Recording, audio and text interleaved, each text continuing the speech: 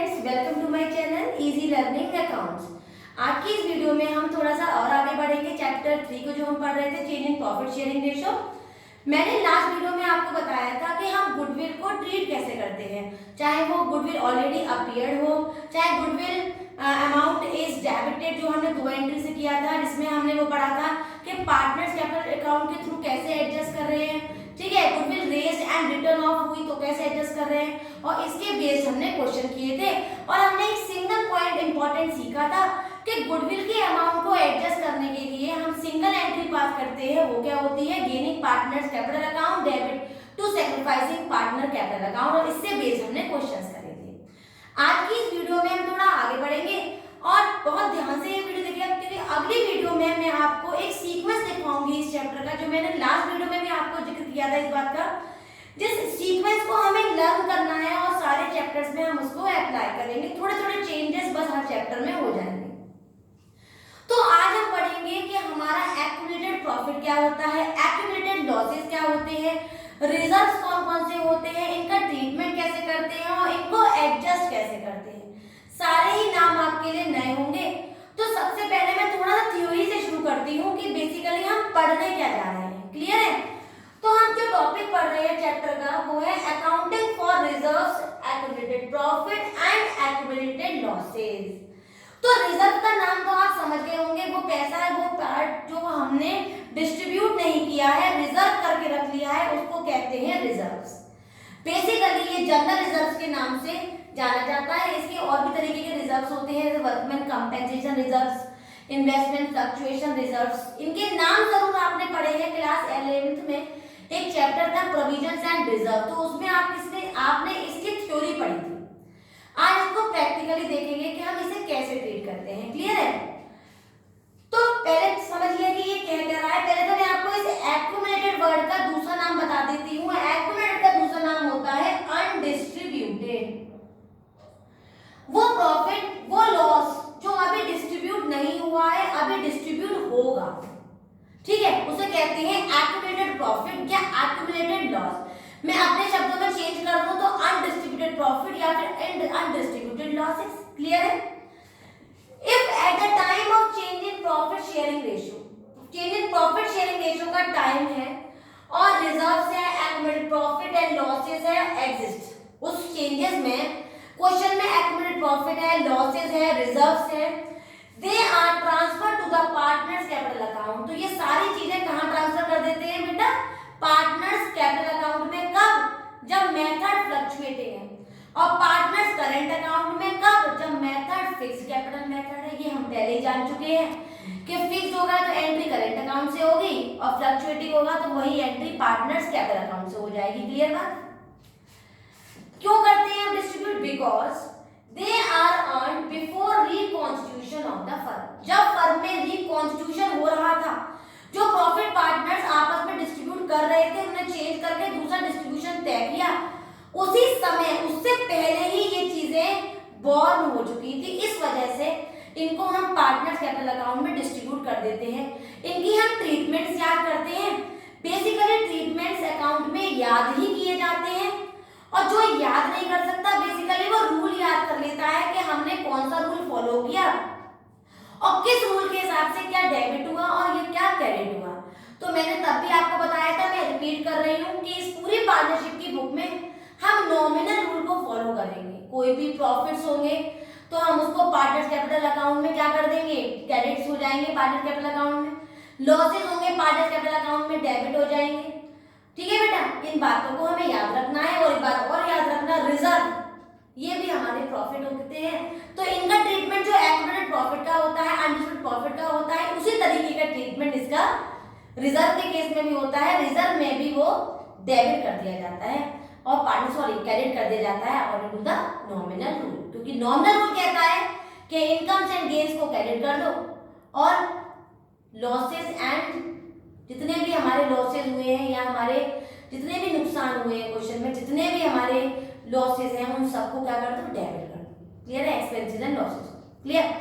तो इससे आगे बढ़ते हैं, क्योंकि ज्यादा थ्योरी के चक्कर में हमें नहीं पढ़ना है, सीधे सीधे ट्रीटमेंट पे जाएंगे। हम जान गए हैं कि ये था क्या और एक को डिस्ट्रीब्यूट करा। अब इसको ट्रीटमेंट क्या होता है, तो देखिए ट्रीटमेंट लिखा हुआ है for the transfer of reserve and accumulated profit.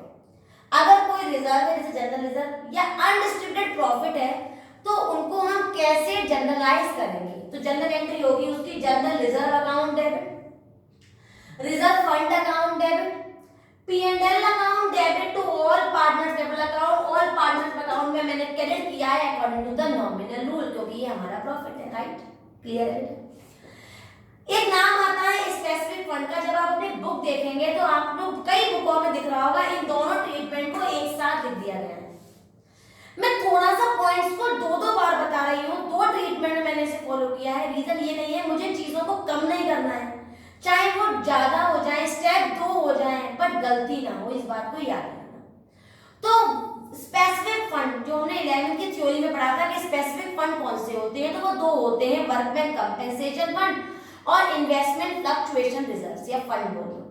तो वो भी हमारा प्रॉफिट ही होता है, तो उसके लिए workman compensation reserve account debit, investment fluctuation reserve account debit to all partners capital account. All partners को क्रेडिट जो किया है according to the nominal rule, clear है, क्योंकि इनकम्स एंड गेन्स को हम क्रेडिट कर देते हैं, क्लियर। अब for the transfer of accumulated losses, तो नॉमिनल रूल अगर मैं फॉलो करूंगी तो पार्टनर्स कैपिटल अकाउंट को डेबिट कर दूंगी, क्योंकि according to the nominal rule जितने भी लॉसेस हैं, जितने भी एक्सपेंसेस हैं, वो हम क्या कर देते हैं बेटा, डेबिट कर देते हैं, राइट। तो एंट्री क्या बनेगी, all partners capital account debit to deferred revenue expenditure to P&L to advertisement suspense, clear है बेटा। ये तो हमने सब कुछ वो पढ़ा जो किताबें हमें बताती हैं, कुछ चीजें मैं आपको एक्स्ट्रा हिंट में बता रही हूँ, प्लीज प्लीज मेरी बात को याद रखिएगा, तभी हमारा एक ही ट्रीटमेंट सही होगा और आंसर एक बार में करेक्ट आएगा। वो क्या बात है, ये जो जनरल रिजर्व है, रिजर्व फंड है, P&L है, ये हमेशा जो क्वेश्चन में हमें बैलेंस शीट दी होगी उसमें हमेशा हमें लायबिलिटी साइड नजर आएगा। और बेटा अगर हमें लायबिलिटी साइड इन तीनों में से कुछ नजर नहीं आ रहा है तो ये एंट्री पास ही नहीं होगी, और एक नजर आ रहा है तो एक ही होगी, दो नजर आ रहे हैं तो दो होगी, सिंगल दो नजर आ रहे हैं तो दो की होगी, एक आ रहा है तो एक, तीन नजर आ रहे हैं तो तीन, क्लियर है बेटा। वर्कमैन कंपेंसेशन इन्वेस्टमेंट फ्लक्चुएशन भी हमें बैलेंस शीट में हमेशा लायबिलिटी साइड नजर आएगा, क्योंकि बैलेंस शीट हमें क्वेश्चन में मिलती है और उस ओल्ड बैलेंस शीट को देख के हम फर्दर क्वेश्चन सॉल्व करते हैं, राइट बात, क्लियर बात। लेकिन ये तीनों नाम deferred revenue, P&L, advertisement suspense, ये हमें बैलेंस शीट में हमेशा एसेट साइड नजर आएगा, और अगर ये नजर आ रहा है तो ये एंट्री होगी, नहीं नजर आ रहा है तो इसकी एंट्री नहीं करेंगे। सबसे बड़ा कंफ्यूजन जो स्टूडेंट्स को हो जाता है वो होता है P&L का, कि P&L तो यहाँ भी आ रहा है मैम और P&L यहाँ भी आ रहा है, तो हम कैसे पहचानेंगे कि ये करें कि ये ट्रीट करें। बैलेंस शीट की जगह अगर दिख रही है तो बैलेंस शीट में अगर लायबिलिटी साइड है तो वो एक्यूमुलेटेड प्रॉफिट है, और अगर हमारी एसेट साइड है तो एक्यूमुलेटेड लॉस है, तो उसमें कोई प्रॉब्लम नहीं। लेकिन अगर स्टेटमेंट वाइज क्वेश्चन है तो मैंने ब्रैकेट में लिख दिया है कि अगर P&L का क्रेडिट बैलेंस है बेटा, P&L के ब्रैकेट में क्रेडिट बैलेंस दिया है तो वो एक्यूमुलेटेड प्रॉफिट है, और P&L के ब्रैकेट में डेबिट बैलेंस गिवन है तो वो एक्यूमुलेटेड लॉस है। तो इन बातों को मेरे भूलना मत, रिपीट कर करके 2-3 बार इन बातों को समझिए, तभी आगे जो मैं क्वेश्चन कराने जा रही हूँ तभी आपको अच्छी तरह कर पाएंगे। अब सबसे बड़ी प्रॉब्लम ये आती है कि ये जो वर्ड आता है वर्कमैन कंपेंसेशन इन्वेस्टमेंट फ्लक्चुएशन, इसके कुछ ट्रीटमेंट्स हैं कि वैल्यू ज्यादा होगी, कम होगी, क्लेम कर दिया मार्केट वैल्यू ज्यादा है, कम है, ये नई नई बातें नजर आएंगी। तो ये बातें मैं इंडिविजुअली आपको क्वेश्चन से बताऊंगी, तो अब हम क्वेश्चंस देखेंगे और उनको समझेंगे। तो देखते हैं, अब हम इससे बेस क्वेश्चन करेंगे। एक एक क्वेश्चन में मैं किस तरह से क्या क्या नई नई बात बता रही हूँ, आप उन बातों को बहुत ध्यान से रखिएगा, क्योंकि ये छोटी छोटी बातें अब हमारे लॉन्ग क्वेश्चन में हमारे सब इकट्ठे होकर काम आने वाली है, क्लियर। तो यहाँ मैंने बोर्ड पे question number 11, question number 13, question number 15, page number 4.40 का लिखा हुआ है, राइट। जो पहला क्वेश्चन है मैं उसे रीड करती हूँ और आप उसको देखिए, मैं रीड कर लेती हूँ, बोर्ड पे देखिएगा। A and B are partners sharing the profit in the ratio of 4:1. Further, they decided to share the profit in the ratio of 3:2. The P&L debit balance is 1 lakh. General entry पास करनी है, clear है बेटा। तो पहले मैं इसको करती हूँ एंट्री, फिर दूसरा क्वेश्चन करूंगी, अब हम एक करके रीड करेंगे और तब सॉल्व करेंगे, क्लियर बेटा। तो क्वेश्चन नंबर 11 को हम कैसे सॉल्व करेंगे, ध्यान से देखिएगा। P&L का डेबिट बैलेंस, अभी मैंने आपसे कहा था कि हम ना पहचान पाए कि ये एक्यूमुलेटेड प्रॉफिट है या एक्यूमुलेटेड लॉस, तो अगर P&L के बगल में डेबिट बैलेंस है तो ये एक्यूमुलेटेड लॉस माना जाता है, और P&L के बगल में अगर क्रेडिट बैलेंस है तो वो एक्यूमुलेटेड क्या माना जाता है बेटा? अगर क्रेडिट बैलेंस है तो क्या माना जाता है? एकदम करेक्ट, प्रॉफिट माना जाता है। क्लियर बेटा? तो हमें ये पहचानना है कि ब्रैकेट में क्या दिया हुआ है, P&L का डेबिट बैलेंस। तुरंत दिमाग में आ गया कि ये तो एक्यूमुलेटेड लॉस है और उसकी एंट्री होती है all parties capital account debit to advertisement suspend to deferred revenue to P&L। और इन तीनों में मैंने क्या दिया हुआ है? केवल P&L। तो एंट्री सिंगल से क्या पास हो जाएगा? किस रेशो में? सारी एंट्री किस रेशो में? ओल्ड रेशो में। तो एंट्री होगी all partners capital account debit, that is A's capital account debit, B's capital account debit to P&L account, being accumulated losses distributed। बहुत सिंगल नरेशन लिखेंगे ताकि छोटी छोटी नरेशन से आपको समझ में आए और आपका टाइम भी बचे। तो P&L का बैलेंस कितना है बेटा? 1 लाख। क्लियर है? और इसको ओल्ड रेशो में बांट देंगे, दैट इज 4/5 और 1/5। तो 4/5 करेंगे 1 लाख का तो कितना आ जाएगा बेटा? 80,000, और दूसरे का आ जाएगा 20,000। क्लियर है? इजी है, आपको समझ में आया? अच्छी तरह समझ में आ गया, बहुत बढ़िया। आगे बढ़ते हैं क्वेश्चन नंबर 11 पे। मैं रीड भी करूंगी, आप उसको सुनिएगा। क्वेश्चन नंबर 13 कह रहा है x, y and z are partners sharing the ratio of 5:3:2. They further decided to share the profit in the ratio of 2:3:5. Pass the journal entry of workman compensation reserve of 1,20,000 if the claim is, how much claim is given? 80,000। Clear है बेटा? Claim कितना है बेटा? 80,000, right? तो इससे एक बात हमने ध्यान दी कि जो मैंने आपको जनरल एंट्री बताई थी वो थी workman compensation reserve account debit to all partners capital account. लेकिन बेटा एक बात मैं आपको जो बताने जा रही हूँ उस पर ध्यान देना। If no claim is given, चाहो तो आप इसको लिख लो या समझ लो अच्छी तरह, क्योंकि मैं इसे इरेज कर दूंगी क्योंकि मैं क्वेश्चन कराऊंगी। समझ लेना ध्यान से। अगर क्वेश्चन में क्लेम नहीं है तो वही एंट्री होगी जो मैंने अभी आपको लिखवाई थी, workman compensation reserve account debit to all partners. Clear है?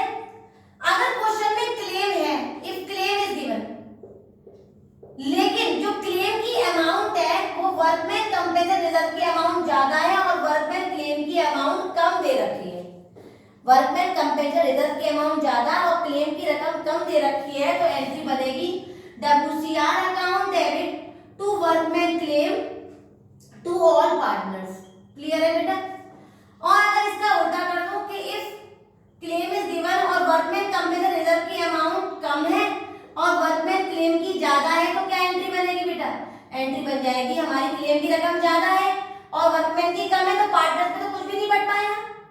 तो पार्टनर्स पे तो कुछ भी नहीं बढ़ पाएगा, सारा पैसा कहाँ चले जाएगा?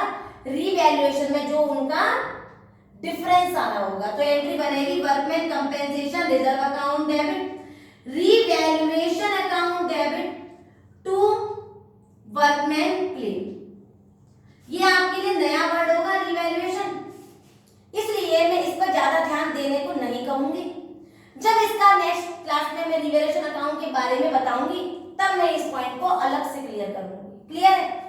और अगर वर्कमैन कंपेंसेशन रिजर्व की कीमत वर्कमैन क्लेम के बराबर है तो सिंगल एंट्री पास होगी, workman compensation reserve account debit to workman claim. ये केस याद रखिए, अगर क्लेम नहीं है, क्लेम अगर वर्कमैन ज्यादा है और रिजर्व क्लेम वर्कमैन रिजर्व ज्यादा है और क्लेम कम है, क्लेम ज्यादा है रिजर्व कम है और दोनों बराबर के हैं, इन बातों को ध्यान से स्क्रीनशॉट मारिए और ध्यान से लिखिए। क्लियर है? अब देखते हैं इस क्वेश्चन में क्या है। इसमें क्लेम की रकम कम है और रिजर्व ज्यादा है, इसका मतलब हमें ये वाला केस फॉलो करना है। मतलब क्या है? Workman compensation reserve account debit to workman claim to all partners. और बेटा ये आपको याद ही करने पड़ेंगे, आपने स्क्रीनशॉट मार लिया होगा। अब मैं इस क्वेश्चन को सॉल्व करूंगी, ध्यान से देखिएगा। क्लेम है और क्लेम की रकम वर्कमैन रिजर्व से कम है, तो एंट्री बनेगी workman compensation reserve account debit to workman claim to all partners. तो ऑल पार्टनर्स कौन है? हमारे 3 पार्टनर्स हैं। वर्कमैन कंपेंसेशन रिजर्व, बच्चे ज्यादातर इसको शॉर्ट में लिख देते हैं WCR account debit to workman claim, short में लिख लेते हैं बेटा, आप भी लिख सकते हैं, to X capital account, to Y capital account, to Z capital account. Clear है? अब इसकी फिलिंग कैसे करेंगे? क्लियर है? रिजर्व में कितना रकम दे रखी है हमें? 1,20,000। रिजर्व में हमने कितने लिखे? 1,20,000। क्लियर है बेटा? रिजर्व में कितने लिखे हमने? कितना रिजर्व गिवन है हमें? क्लेम कितना गिवन है हमें? 80,000। डिफरेंस कितना आया दोनों में? 40,000।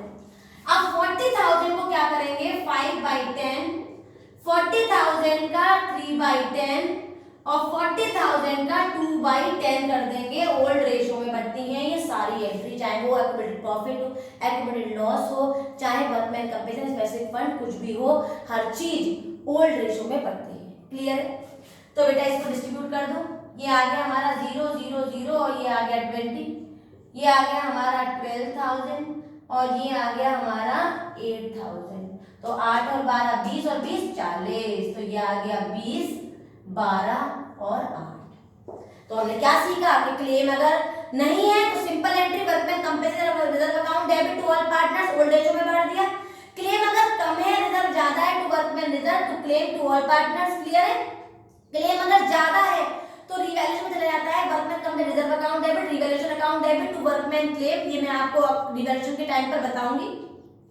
और अगर क्लेम रिजर्व के बराबर है, मतलब अगर क्लेम 1/20 होता, रिजर्व भी 1/20 होता, तो workman company reserve account debit to workman claim कुछ भी पार्टनर्स में नहीं बढ़ता। जितना मैंने रिजर्व रखा था किसी ने मुझे उतना ही क्लेम कर दिया।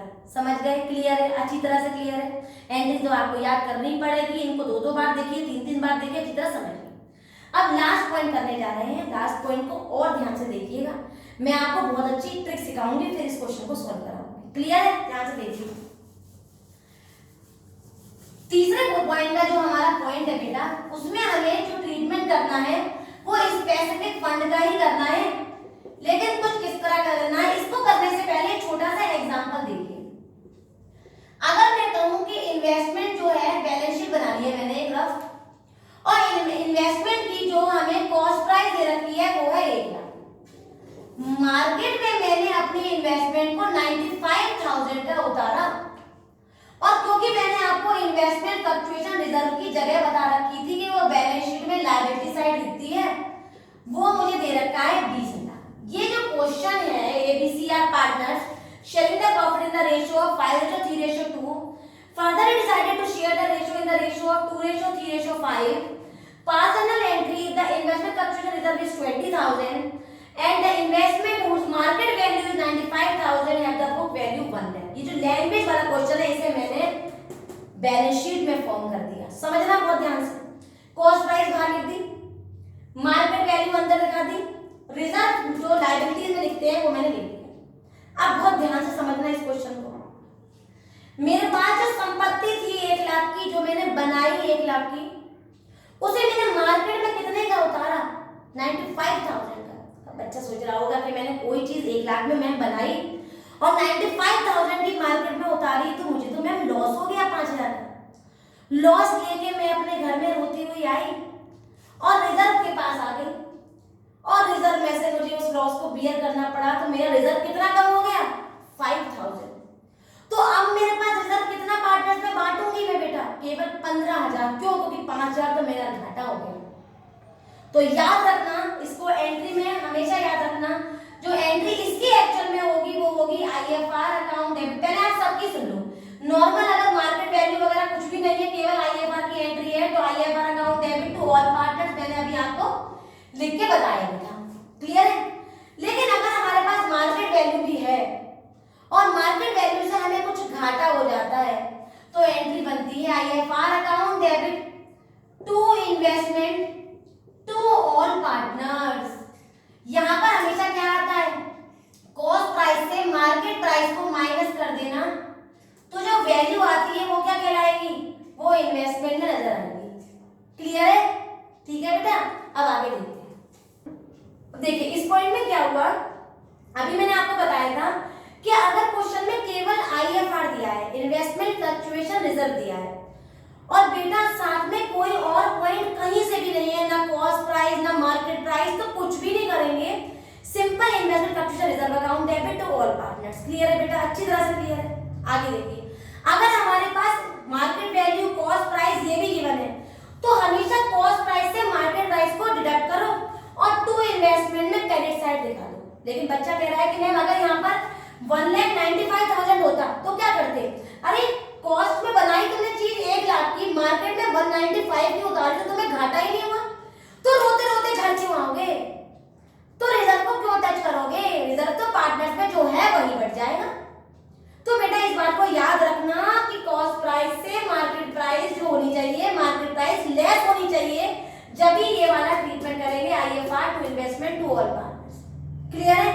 एक बात और हमेशा याद रखना, जैसे ये 195 आया और ये 5,000 यहाँ घाटा हुआ, घाटा लेकर घर पे आई, तो घर पे मुझ पे पैसे थे 20,000, लेकिन अगर मुझ पे केवल 2,000 होते तो मैं और होती। क्यों? क्योंकि मैं 5 में से केवल 2 को ही चुका पाती, 3,000 का तो मुझे और लॉस हो जाता।